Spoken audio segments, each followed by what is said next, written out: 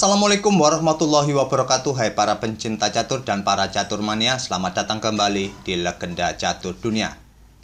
Chess Champion Tour seri ke-7 Asian Rapid sudah usai kawan. Levon Aronian keluar sebagai juaranya. Runner up-nya adalah Vladislav Artemiev, disusul Carlsen di tempat ketiga dan Ding Liren di tempat keempat.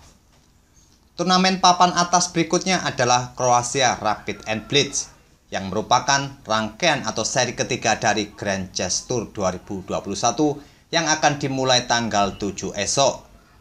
Dan sambil menunggu berlangsungnya Croatian Rapid and Blitz, 2 hari ini admin akan ulas game requestan dari kawan-kawan penonton yang ingin melihat satu game dari Ding Liren kemarin yang menggebuk Carlsen 3-0 di matchday kedua dalam permainan rapidnya. Tapi akhirnya Ding Liren kalah kawan di tiebreaks 2 kali game Blitz. Di video ini kawan kita akan ulas game pertama mereka dalam permainan rapid kemarin lusa. Di game ini nanti kita akan melihat pertarungan babak endgame antara menteri versus menteri. Dan kita langsung saja ke atas papan. Di sini Ding Liren pegang putih mengawali permainan dengan pion D4, kuda F6 oleh Carlsen, pion C4, pion E6, pion G3 dan pion D5. Kita dapati di sini kawan permainan Catalan opening. Gajah putih G2, bila hitam melanjutkan dengan langkah pion pukul pion C4 ini kawan, maka akan kita dapati variasi terbuka dari Catalan opening. Tapi di sini Carlsen bermain dengan langkah gajah E7 dan kita dapati permainan Catalan tertutup. Kuda putih F3, kedua pemain rokade di langkah kelima ke-6 ini kawan. Selanjutnya atau barulah sekarang pion D pukul pion C4. Dan Ding Liren melangkahkan menteri ke C2 ingin mendapatkan pion hitam ini. Dibalas Magnus Carlsen pion A6. Ding Liren tidak langsung pukul pion C4 ini, bermain dengan pion A4. Putih bisa saja kawan langsung memainkan atau pukul pion hitam C4 ini. Hitam pasti akan membalas dengan pion B5.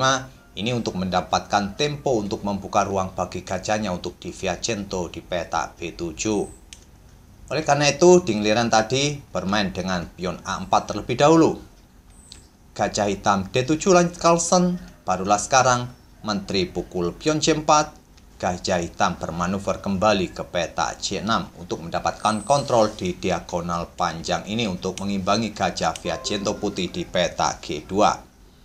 Permainan berlanjut, Ding Liren melanjutkan pengembangan gajah G5, pion H6, gajah pukul kuda lanjut Ding Liren menukarkan gajahnya dengan kuda hitam di F6, dipukul balik menggunakan gajah dan Ding Liren menggeser beteng ke D1 untuk memberikan backup lebih bagi pion pusatnya. Di sini Carlsen melanjutkan dengan gajah ke D5 langsung menyerang menteri, menteri mundur ke C2 dan pion A5 lanjut Carlsen. Ingin menghentikan ekspansi pion putih ini kawan di peta atau maju ke depan ke peta A5 yang mungkin nanti akan disusul dengan langkah pion B4. Ding Liren melanjutkan permainan dengan pion E4 mengancam gajah, gajah kembali mundur ke C6 dan kuda putih C3. Sekarang Ding Liren sudah menyelesaikan tahap pembukaannya kawan. Semua perwiranya sudah berkembang dan kedua beteng pun saling terkoneksi. Carlsen pun melanjutkan pengembangan kuda A6 dan kedua pemain sudah menyelesaikan tahap pembukaan di langkah ke-15-nya. Permainan berlanjut, Ding Liren memainkan pion H4, kuda ke B4 menyerang menteri, menteri bergeser ke E2, sekarang pion G6. Ingin membuka ruang bagi gajahnya mungkin ditempatkan di peta G7 atau membuka ruang bagi keleluasan raja untuk bergerak ke peta G7 atau ke peta H7 bila dibutuhkan. Ding Liren pun melanjutkan dengan langkah beteng naik ke D2. Mungkin persiapan untuk mendobel betengnya di lajur D ini. Carlsen membalas dengan menteri ke E7, beteng putih ke E1, dan beteng hitam digeser ke D8, menteri putih ke D1. Persiapan untuk mendorong pion D ini kawan maju ke depan, nanti bila diterima oleh pion hitam maka dipukul balik menggunakan pion E, putih akan mendapatkan gajah di peta C6. Mungkin rencana sederhananya seperti itu kawan menempatkan menteri di D1 ini. Gajah hitam ke G7, Ding Liren memainkan pion H5 mengorbankan pionnya untuk membuka satu lajur di lajur G. Pengorbanan tidak diterima. Carlsen menjaga posisi rajanya tetap tertutup dengan mendorong pion G5. Dan sekarang pion D5 lanjut Dingliren. Seperti yang saya sebut tadi kawan, harapannya adalah pion E pukul pion D5 ini dan akan dipukul balik oleh pion E, terbuka discover attack bagi Menteri Hitam dan Putih mendapatkan gajah di peta J6. Tentu ancaman atau trik seperti ini tidak akan mempan bagi Magnus Carlsen. Carlsen hanya menarik mundur gajahnya ke D7, sekarang kuda putih lompat ke D4. Dan Carlsen tidak menginginkan kuda putih bermanuver lagi ke area pertahanannya, langsung pukul kuda putih dengan gajah, dipukul balik oleh beteng putih, selanjutnya pion E5, menjaga peta pusat lagi-lagi tetap tertutup kawan. Dan beteng pun turun ke D2, sekarang pion G4. Sejauh langkah 25 ini kawan, Magnus Carlsen terlihat sangat tertutup permainannya. Permainan berlanjut, kuda putih lompat ke B5 mengincar pion C7 dibalas dengan langkah menteri ke G5. Membiarkan pionnya ini dipukul oleh kuda putih. Jika kuda pukul pion di C7 ini kawan, Carlsen akan membalas dengan langkah gajah pukul pion A4 menyerang menteri putih. Bila menteri pukul gajah, putih akan kehilangan betengnya. Oleh karena itu pada posisi ini Dingliren tidak melanjutkan pukul pion C7 menggunakan kuda. Dia terlebih dahulu memainkan beteng naik ke E3, menutup diagonal peta gelap bagi Menteri Hitam untuk mengincar beteng yang ada di peta D2. Selanjutnya barulah pukul pion yang ada di peta C7 ini.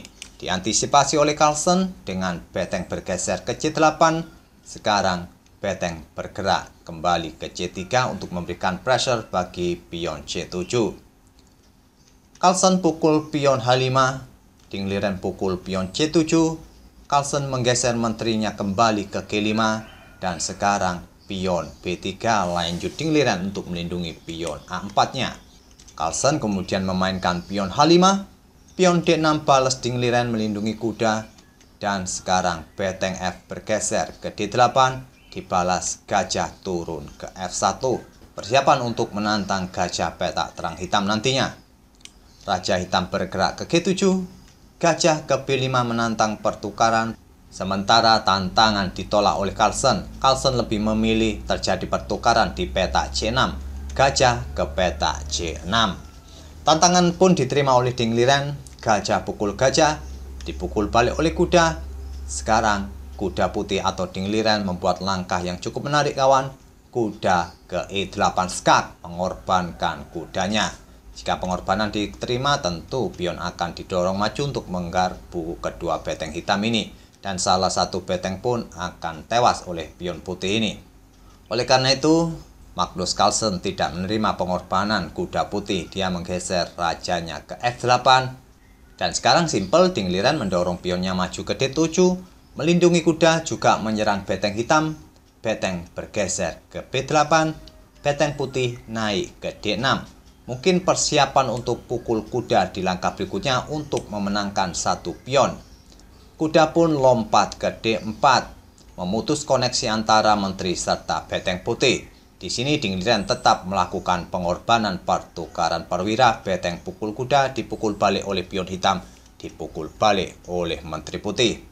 Dengan melakukan pengorbanan pertukaran beteng dengan kuda hitam tadi, Dingliren unggul satu pion. Dan Magnus Carlsen juga melakukan hal yang sama. Beteng pukul pion D7, dipukul balik oleh menteri putih. Beteng hitam pukul kuda di E8, dan menteri putih pukul pion B7. Dingliren masih unggul satu pion. Menteri hitam bergeser ke E5 ingin mengeliminasi pion E4 serta menyerang beteng yang ada di peta C3 ini. Beteng pun naik ke peta C8 untuk mengepin atau menantang pertukaran beteng. Jika hitam terus melanjutkan dengan langkah menteri pukul pion E4 kawan, maka ini adalah langkah blunder karena menteri putih bisa pukul menteri hitam. Beteng hitam tidak bisa pukul balik menteri putih karena posisinya kena pin oleh beteng putih.